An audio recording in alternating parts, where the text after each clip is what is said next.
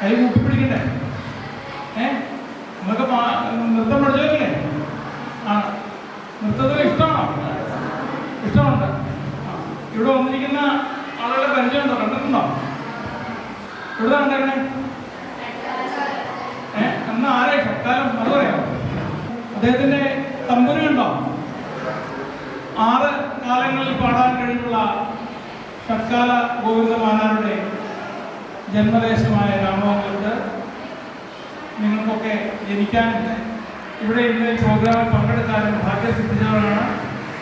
അതിലും വലിയ ഭാഗ്യം നമുക്ക് ഇങ്ങനെ പ്രോഗ്രാം ഇവിടെ കൊണ്ടുവന്ന് തന്നു. ഒരുപാട് തിരക്കുള്ള അധ്യാപികയാണ്. നൃത്തത്തിനെ ജീവനതുല്യം സ്നേഹിക്കുന്ന, നൃത്തത്തിന് വേണ്ടി ജീവിതം ഒഴിഞ്ഞു വെച്ചിട്ടുള്ള മാഡത്തിന്റെ പേരെന്താ? സിത്താര മാഡം അല്ലേ? മുഴുവൻ പേരെന്താ? സിത്താര ബാലകൃഷ്ണൻ അല്ലേ? മാഡത്തിനെ വളരെ സ്നേഹത്തോടെ ഈ യോഗത്തിലേക്ക് സ്വാഗതം ചെയ്യുകയാണ്. പിന്നെ നമ്മുടെ ഷക്കാല സമിതിയുടെ എല്ലാമായ ജയചേട്ടൻ സ്കൂളിന് വേണ്ടി നമുക്കൊരു പ്രോഗ്രാം വളരെ സന്തോഷത്തോടുകൂടി കൂടി അറേഞ്ച് ചെയ്ത ജയചേട്ടനെ സ്വാഗതം ചെയ്യുന്നു. രവിചേട്ടൻ, വേണുചേട്ടൻ രണ്ടുപേരെ സ്വാഗതം ചെയ്യുന്നു. അതുപോലെ വന്നിരിക്കുന്ന മറ്റുള്ളവരെയും പ്രിയപ്പെട്ട അധ്യാപകരെയും പ്രിയ കുഞ്ഞുങ്ങളെയും സ്വാഗതം ചെയ്യുന്നു.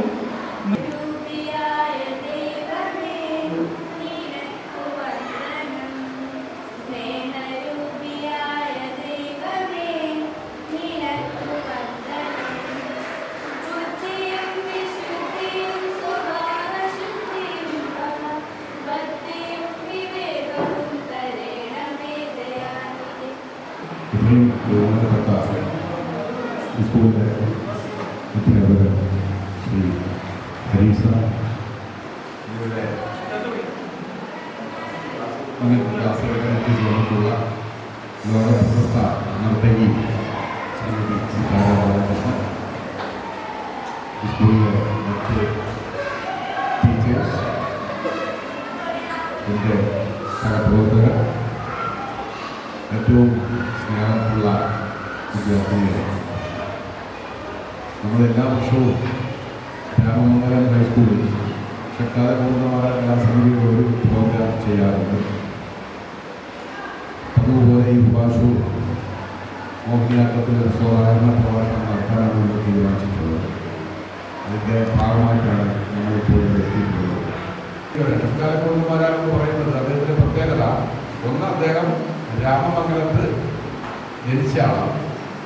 രാമമംഗലത്ത് സ്വാതിരുന്നാൾ, നമ്മുടെ തിരുവിതാംകൂർ രാജാവായ സ്വാതിരുന്നാളിൻ്റെ സമകാലീനായി രാമമംഗലത്ത് ജനിച്ച ആളാണ് ഷക്കാല ഗോവിന്ദമാനാർ.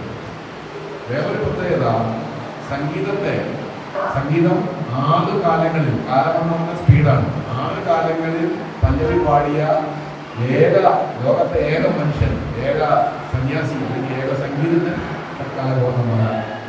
വേറൊരു പ്രത്യേകത, സംഗീതം നമ്മൾ കേട്ട ത്യാഗരാജ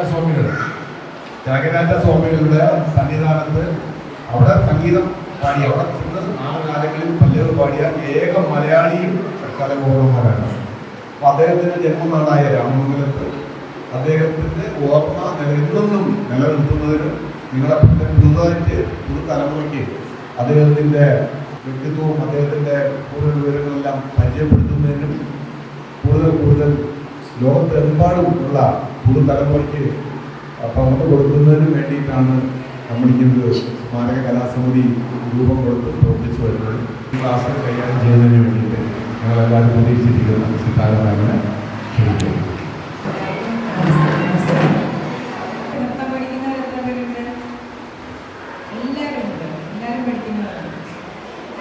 ഇവിടെ വന്ന് ഒരു 2 സ്റ്റെപ്പ് ചെയ്യാമല്ലോ അല്ലേ?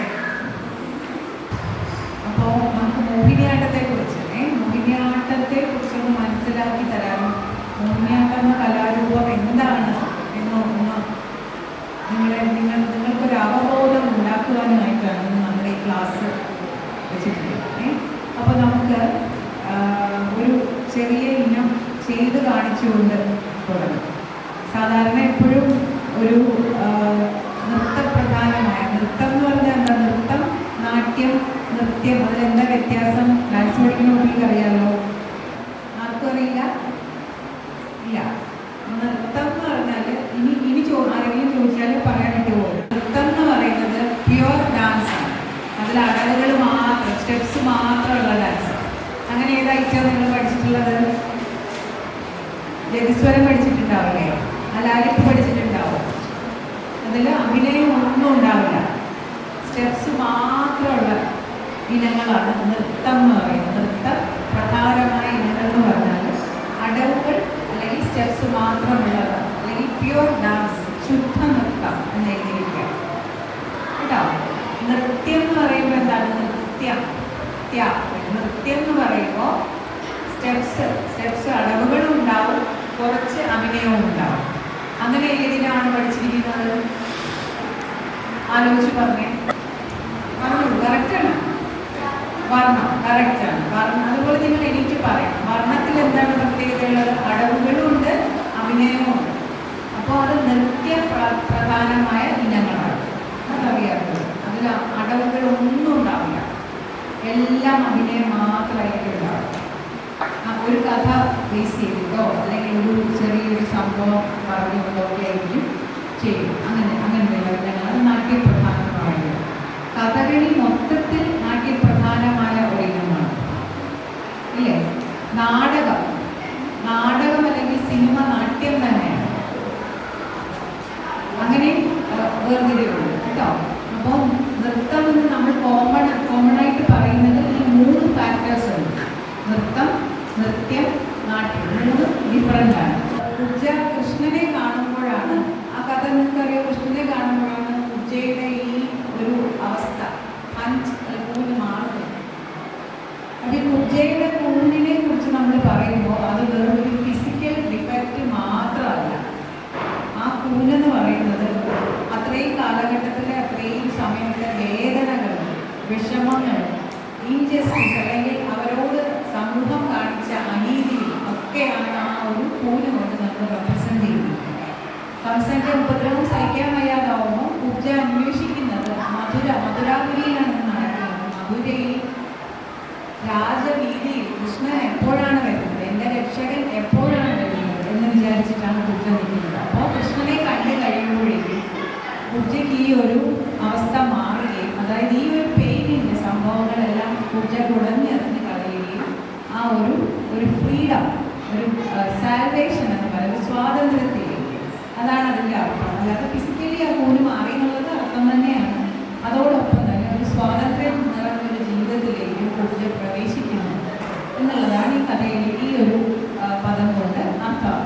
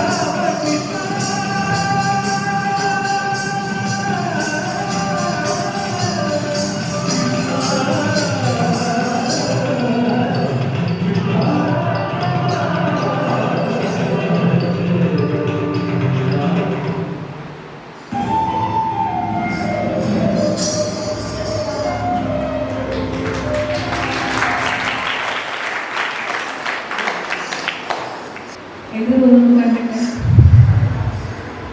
നല്ലതാണെന്നല്ല, എന്ന് മനസ്സിലായി, സംശയങ്ങളുണ്ട്. കഥ വായിച്ചിട്ടുണ്ടോ? അപ്പൊ ഇനി എന്തായാലും ഒന്ന് സെർച്ച് ചെയ്ത് നോക്കണം. നമ്മൾ ഗൂഗിളിൽ സെർച്ച് ചെയ്ത് നോക്കിയാൽ ഇതിന് പല വേർഷൻസ് കിട്ടും. അപ്പൊ ഇത് ശരിക്കും ഈ ഈ വരികൾ എടുത്തിരിക്കുന്നത് ഒറിയ പോയമാണ്. മലയാളം അല്ല, ഒറിയ കവി ഡോക്ടർ സീതാറാം മൊഹബത്താണ്. അദ്ദേഹത്തിൻ്റെ ഒറിയ പോയം കാവാല നാരായണ പണ്ഡിറ്റ് സാറ് മലയാളത്തിലേക്ക് പരിഭാഷ ചെയ്തതാണ്. അതാണ് ഈ കുറിച്ച. അപ്പോൾ മഹാഭാരതത്തിൽ വേറെ ഒരു അഷ്ടാവക്രയുടെ കാര്യം പറയുന്നത് 8 വളവുകളുണ്ട്. അത് കേട്ടിട്ടുണ്ടോ? 8 വളവുകളുള്ള ഒരു സ്ത്രീയെ കുറിച്ച് പറയുന്നു. അപ്പോൾ അതും നിങ്ങൾ സെർച്ച് ചെയ്യുക. അതും കുറ്റിയും ഒന്നാണോ എന്നൊക്കെ നിങ്ങൾ കണ്ടുപിടിക്കണം. ഈ കഥകളും കഥാപാത്രങ്ങളെ കുറിച്ച് നമ്മൾ മനസ്സിലാക്കിയിരിക്കുന്നു. എന്തൊക്കെയാണ് ഇവർ അനുഭവിച്ചത്, എന്തൊക്കെ ഇൻജസ്റ്റിസാണ് ഇവർ അനുഭവിച്ചത്, ഇപ്പോഴും റെലവൻ്റ് ആണ്. ഈ കാലഘട്ടത്തിലും ഇത്രയും പ്രയാസങ്ങൾ പേര് നടക്കുന്ന സ്ത്രീകളുണ്ട്. ചിലപ്പോൾ നിങ്ങളുടെ വീട്ടിൽ തന്നെ ഉണ്ടാവും. പറയാൻ പറ്റാത്ത വേദനകളും കൊണ്ട് നടക്കുന്ന ഒരുപാട് പേരുണ്ടാവാം. ചിലപ്പോൾ സെക്ഷുവലായിട്ടുള്ള അബ്യൂസ് ഉണ്ടാവാം, അല്ലെങ്കിൽ ധാരാളം വഴക്കുകൾ കേട്ട് അടിമയായിട്ട് ജീവിക്കുന്നവരുണ്ടാവും. കുട്ടികളുടെ ഇടയിൽ തന്നെ അത്തരം സന്ദർഭം ഒരുപാട്. ഈ ഒരു ഇനം ചിട്ടപ്പെടുത്തുന്നതിനായിട്ട് ഒരുപെടുമ്പോൾ അവരുടെ മനസ്സിൽ നിർഭയ കേസിനെ കുറിച്ചുള്ള ഒരു ചിന്തയുണ്ടായിരുന്നു. നിർഭയ കേസ് നിങ്ങൾ കേട്ടിട്ടുണ്ടോ? അതേക്കുറിച്ചൊക്കെ അറിഞ്ഞിരിക്കണം, അതേക്കുറിച്ചൊക്കെ ബോധവതികളായിരിക്കണം. അപ്പോൾ അതേക്കുറിച്ചും സ്ത്രീകൾക്കും കുട്ടികൾക്കും എതിരെയുള്ള അക്രമങ്ങളെ കുറിച്ചുമൊക്കെ അവർക്ക് അവരുടെ ആർട്ടിലൂടെ, നമ്മുടെ ആർട്ടിലൂടെയാണ് നമുക്ക് അതിനെതിരെ പ്രതികരിക്കാൻ സാധിക്കുക. നിങ്ങളിപ്പോൾ എഴുത്തുകാരാണെങ്കിൽ കവിതയിലൂടെ നമുക്കത് പ്രതിഫലിപ്പിക്കാം. നോവൽ എഴുതുന്ന അല്ലെങ്കിൽ കഥ എഴുതുന്ന ആളാണെങ്കിൽ കഥയിലൂടെയും നമുക്ക് നമ്മുടെ ആ ഇമോഷൻസ് പുറത്തേക്ക് കൊണ്ടുവരാം. നൃത്തം കൊണ്ട് നടക്കുന്നവർ അവരുടെ നൃത്തത്തിലൂടെയാണ് ഇത്തരം ആശയങ്ങളെ പുറത്തേക്ക് കൊണ്ടുവരിക. അപ്പോൾ ആ സമയത്താണ് സ്ത്രീകൾക്കെതിരെയുള്ള ഇൻജസ്റ്റിസിന് കണ്ടിട്ടാണ്, ആ സമയത്താണ് ഇത്തരം 5 കഥാപാത്രങ്ങൾ കുബ്ജ, യശോധര, ദ്രൗപദി, കുന്തി, ഗാന്ധാരി, അങ്ങനെ കുറേ അധികം കഥാപാത്രങ്ങൾ ചേർത്ത് തേജസ്വി എന്ന് പറഞ്ഞ സീരീസ് തന്നെ ചെയ്തിട്ടുണ്ട്. അപ്പോൾ അതിലൊരു ഭാഗമാണ് നിങ്ങൾക്കിപ്പോൾ ഞാൻ പറയുന്ന എല്ലാ കാര്യങ്ങളും മനസ്സിലായെന്നിരിക്കില്ല, പക്ഷെ കുറച്ച് കാര്യങ്ങളിലേക്ക് ഒരു സൂചിക കിട്ടിയിരിക്കും. ചില കാര്യങ്ങൾ ചിലരെങ്കിലും സെർച്ച് ചെയ്യും നിങ്ങളുടെ മനസ്സിൽ ഉണ്ടാവുന്നുള്ളത് ഉറപ്പാണ്. അപ്പോൾ ഇന്ന് നടന്ന കാര്യങ്ങൾ എഴുതി വെക്കണം. ഇനി നെക്സ്റ്റ് ടൈം ഞാൻ വരുമ്പോൾ ഈ ഡേറ്റും കാര്യങ്ങളും ചെയ്ത കാര്യങ്ങളും ഒക്കെ പറയണം. നിങ്ങൾ നൃത്തം അറിയാവുന്നവർ വരിക, നിങ്ങളുടെ നാട്യം ഞാനൊന്ന് കാണാം. നിങ്ങൾ ഇതുവരെ പഠിച്ചതും ചിന്തിച്ചതും ഒന്നും ആ ഒരു ഇതിൽ വേണ്ട. നിങ്ങളുടെ ഇഷ്ടത്തിന് ചെയ്യാം. ഏത് രസമാണ് ചെയ്യാൻ ഇഷ്ടമുള്ളത്? അങ്ങനെ എന്നാൽ കരുണരസം ചെയ്യാം. കരുണരസം അത് ആലോചിക്കണം. വെറുതെ ഒരു കരുണ, വലിയൊരു വിഷമം എക്സ്പ്രസ് ചെയ്താൽ പോലെ നിങ്ങൾക്ക് ഒരു ചെറിയ സ്റ്റോറി ക്രിയേറ്റ് ചെയ്യണം മനസ്സിൽ. കരുണരസം ഉണ്ടാകുന്ന എന്ത് കാര്യവും, ഒന്നുകിൽ ഒരു കുട്ടി വീണു, ആ കുട്ടിയെ എടുത്തു, അല്ലെങ്കിൽ അമ്മയും കുഞ്ഞും തമ്മിലുള്ള എന്തെങ്കിലും ഒരു കാര്യം.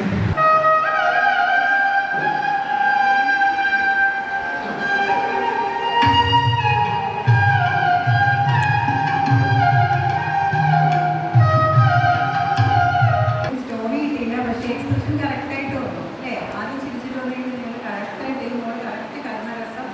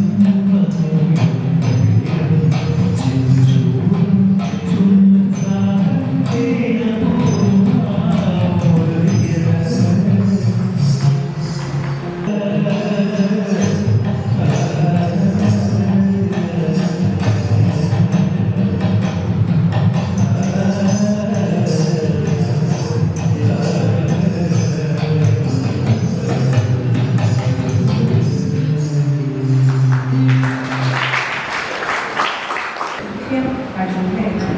ഏറ്റവും നല്ലൊരു ഇഷ്ടപ്പെട്ട ക്ലാസ് ഇഷ്ടപ്പെട്ടോ? ഇഷ്ടമായിരുന്നു. അപ്പോൾ ഇനി എന്തെങ്കിലും ആർക്കെങ്കിലും ചോദിക്കാനോ ചെയ്യാനോ ഉണ്ടോ? വേദിയിലേക്ക് ഇവിടെ വന്ന് സംശയങ്ങൾ ചോദിക്കാം.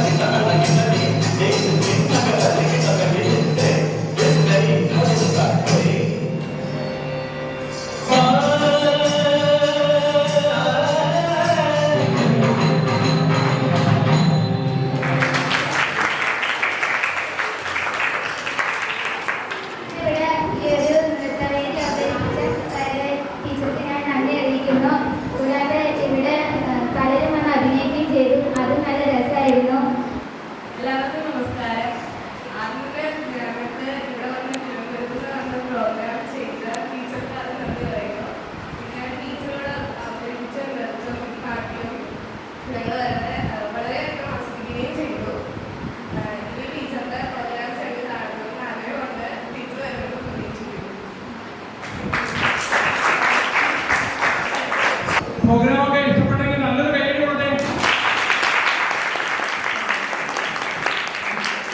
നമ്മുടെ കട്ടാല ഗോവിന്ദമാല സ്മാരക കലാസമിതിയുടെ മുമ്പ് പ്രോഗ്രാമുകൾ അവതരിപ്പിച്ചിട്ടുണ്ട്. ഇങ്ങനെയുള്ള ഒരു പ്രോഗ്രാം വളരെ സന്തോഷത്തോടെ ആസ്വദിച്ചു. ഇനിയും പ്രോഗ്രാമുകൾ ഉണ്ടാവുമെന്ന് പ്രതീക്ഷിക്കുന്നു.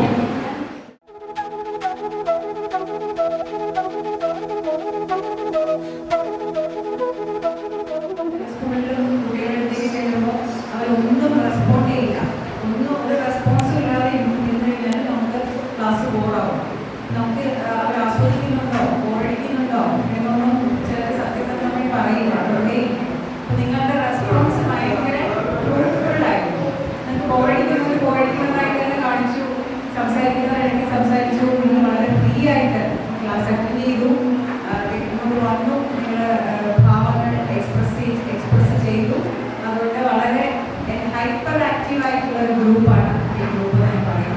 വളരെ ഹൈപ്പർ ആക്റ്റീവ് ആയിട്ടുള്ള